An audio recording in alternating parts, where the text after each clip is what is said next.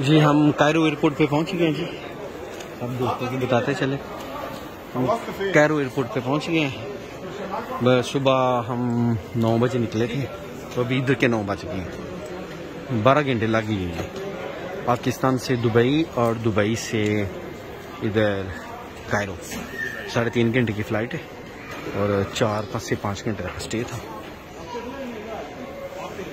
ये Cairo airport है। अभी हम इमिग्रेशन कराएंगे। इमिग्रेशन के लिए ये लाइनें लगी हैं।